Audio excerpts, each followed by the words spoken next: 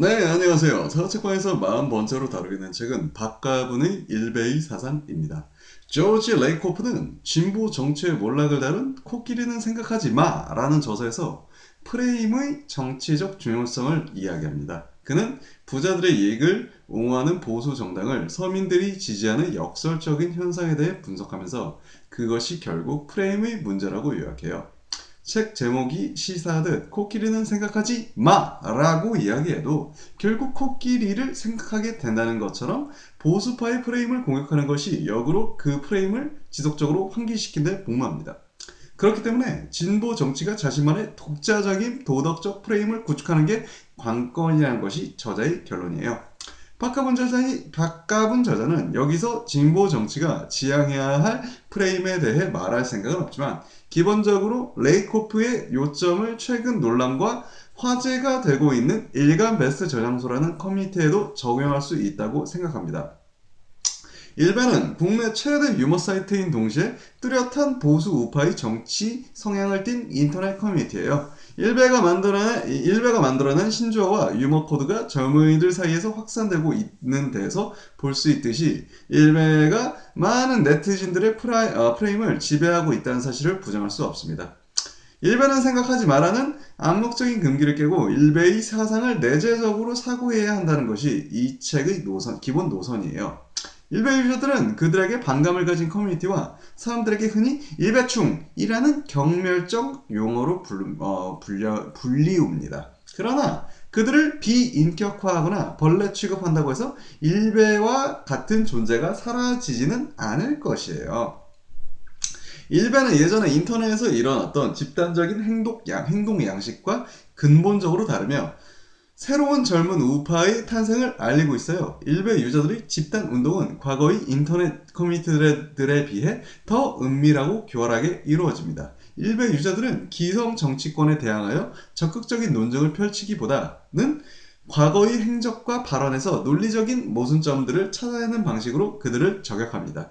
일베는 인터넷 공론장, Internet as a Public Sphere 에 대한 기존의 연구와 담론들을 무력화시켜 버렸다는 점에 주목할 필요가 있어요.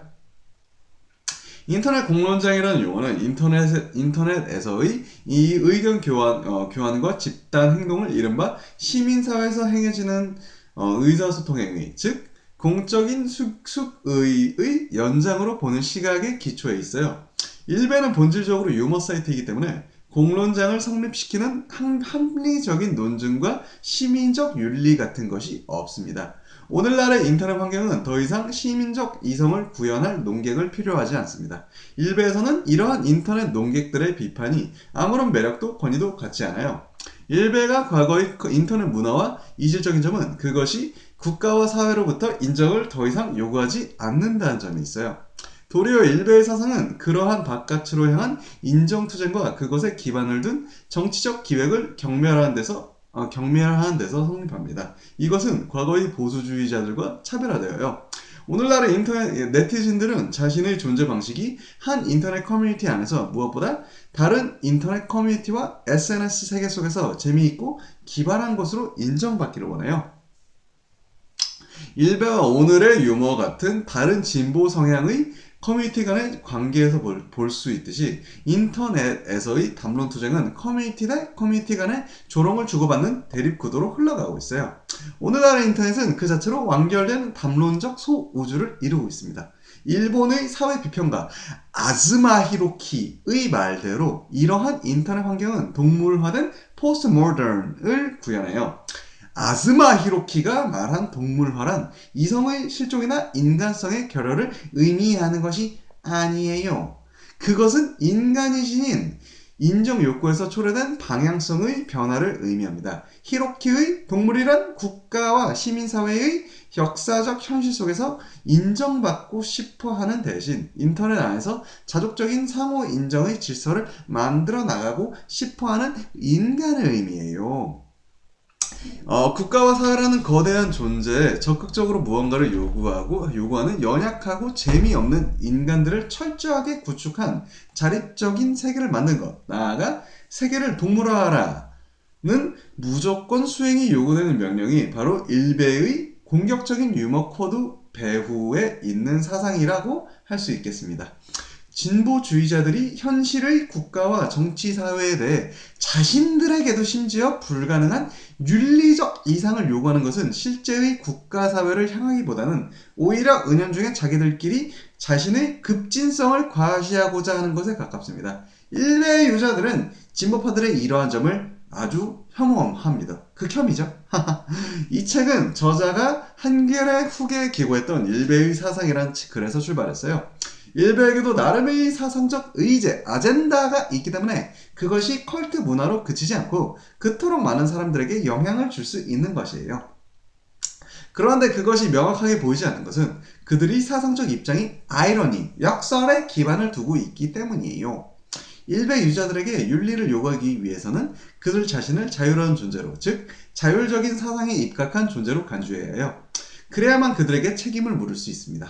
이 책의 기본 목적은 일베 유저들의 심리적 동기나 사회학적 배경을 분석하는 데 있기보다는 그들의 행동이 지니고 있는 사상적 형태를 분석하는 데 있어요.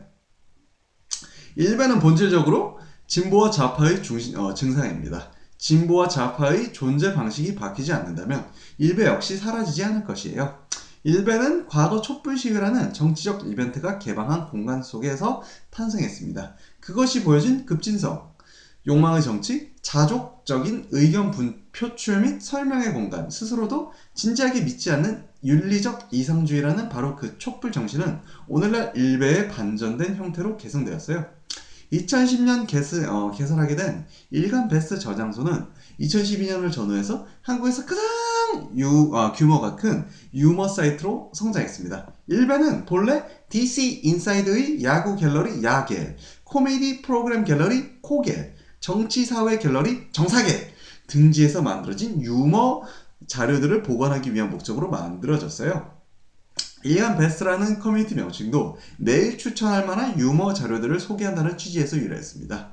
일베가 대선을 전후하여 인터넷상에서 화제가 된 이유는 그 사이트의 선명한 보수적인 정치 성향도 있겠지만 그것을 자신들만의 유머 코드로 버무려낸 콘텐츠들로 승화시킬 수 있는 막강한 화력 덕분이기도 해요. 일베는 수많은 사용자들이 모여 특유의 유머 코드로 진보적이거나 좌파 성향의 사이트와 정치인 그리고 시민들을 조롱하고 휘하화하는 콘텐츠와 짤방들을 생산해내는 곳이에요. 일베에서 특징적인 것은 바로 산업화와 민주화라는 용어예요. 일베에서 산업화는 게시물에 대한 추천을 비롯하여 여러 가지 긍정적인 의미를 가집니다. 반면에 민주화란 매우 부정적인 뉘앙스를 풍겨요. 인터넷 문화가 생소한 사람들이 익숙해지기 힘든 부분은 바로 이런 특유한 용어법과 그것이 반영하는 일종의 가치 전도 때문이에요. 일베 유저들이 산업화를 말할 때 거기에 이미 민주주의나 다양성 혹은 관용에 관한 긍정적인 의미가 함축되어 있다는 사항에 주의해야 해요. 일베의 용어법은 민주주의를 전면에 내세우는 치기야말로 반민주적이고 불관용적이고 위선적이며 반대로 산업화와 경제 발전이야말로 민주주의와 정치적 다양성을 가능하게 한다는 의식을 반영합니다. 상대의 정체성을 자신들의 커뮤니티에 까발리고 웃음거리로 삼는 것이 일베 문화의 일부예요. 13B란 인터넷에서 상대를 정치적으로 계몽하거나 훈계하려 드는 사람들을 경멸적으로 지칭하는 말로서 일베와 적대적인 관계이자 진보 성향으로 알려진 오유를 겨냥해서 자주 사용돼요. 일베가 탄생한 뒤 인터넷의 정치적 풍경은 이전과 확연히 달라졌습니다. 2000년대 초중반 인터넷에서 주류를 이루었던 보수 정치인에 대한 비난은 오늘날에는 이른바 종북 좌파에 대한 비난으로 대체되었어요. 일베에서 개개인의 신상을 타며 저격하는 냉소주의적인 행동 방식은 말과 행동 사이의 간극에 대해 이전보다 더 엄격한 잣대를 들이대는 오늘날의 인터넷 문화와 무관하지 않습니다.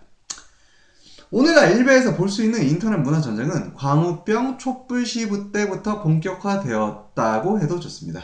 인터넷상에서 일어났던 이러한 문화 전쟁은 병신들의 올림픽이라는 말로 지칭되기도 했어요.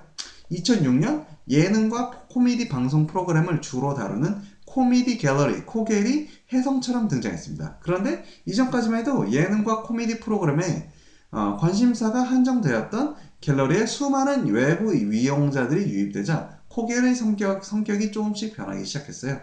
코겔의 발전 과정에서 오늘날 일베에서 두드러지게 된 인터넷 문화가 싹튼 것을 엿볼 수 있습니다. 이때 형성된 인터넷 문화를 다음과 같이 몇 코드를 중심으로 정리할 수 있어요. 첫 번째는 잉여 문화와 막장 문화예요. 우선 어떤 갤러리에서 자신의 인터넷 게시물을 차별화하고 더 웃겨 보이게 하기 위해서는 더 막장에 이를 정도의 한심함을 보여야 할 필요가 있어요. 둘째는 바로 병맛 문화입니다. 단순히 한심한 행동을 하는 것을 넘어서 의식적으로 일상적인 도덕적 관념과 미적 감각에 위배되는 행동을 대피하는 것을 병맛 코드라고 말할 수 있습니다. 자신 스스로 통상적인 관습과 상식 그리고 이미 의미 지평을 넘어선 행동을 하고 있으면서도 이를 짐짓 모르는 척 하는 태도와 같은 것이에요.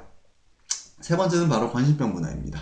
인터넷에서는 우스운 짤방을 만들거나 재창작하는 사람이라면 누구나 주목받을 수 있지만 다른 한편으로 금방 잊힐 수도 있어요. 그 때문에 인터넷에서는 누구나 재미있다고 인정받기 위해 필사적이게 되는 분위기가 생겨납니다. 관심병 문화와 짝을 이루는 것은 특정인에 대한 신상털이와 저격이었어요. 가령 개인 인터넷 방송을 진행하는 사람들의 신상을 털고 과거 행적을 공개해서 갤러리에서 조롱한 것이 신상털이 문화의 대표적인 예입니다. 관심병 문화와 신상털이 문화가 심각한 사회적 논란으로 비화된 대표적인 사례는 바로 2009년에 일어났던 이회수 악플 사건이에요. 코겔 유저들이 소설가이자 인터넷에서도 활발하게 활동했던 이회수의 신상에 관한 다수의 악플을 달았는데 이를 본 이회수가 악플을 단 네티즌 중 한 명을 고소한 사건이 있었어요. 인터넷에서 논란이 되었던 것은 이회수가 사과문을 요구한 상대가 정작 코겔에서 악플을 단 유저들이 아니라 이 새끼 처자는 듯 싫어하는 말을 한 어찌 보면 다소 정도가 덜한 정사겔 유저라는 점이었어요. 여기서 정사겔의 유저만 특정해서 고소했다는 사실이 이회수의 진보적 정치 편향에 대한 시비로 번지게 되었고 그것이 종국에는 DC 갤러리 전반이 우경화되는 계기가 되었습니다. 병맛스럽게 노는 곳으로 여겨지던 곳에 갑자기 훈계조로 나서며 사과문을 쓰라고 대응하는 것이 이 유저들의 반발을 불러온 것이죠. 이회수 사건을 계기로 코겔과 정사겔을 비롯한 여타 갤러리들이 비슷한 정체성을 공유하게 되었다는 점에 주목할 필요가 있습니다. 이회수를 매개로 정사겔의 지역 및 정치 드립과 코겔의 막강한 화력과 콘텐츠 생산 능력이 만난 셈이죠. 물론 DC 인사이드의 전반적인 우경화를 이회수의 탓으로 돌리는 것은 우스운 일이에요. 하지만 분명한 건 사회적인 논란들을 계기로 DC 인사이드 유저들이 점차 자신의 위약적이고 반골적인 병맛 문화를 하나의 자율적인 의견 개진 공간으로 의식하게 되었다는 점입니다.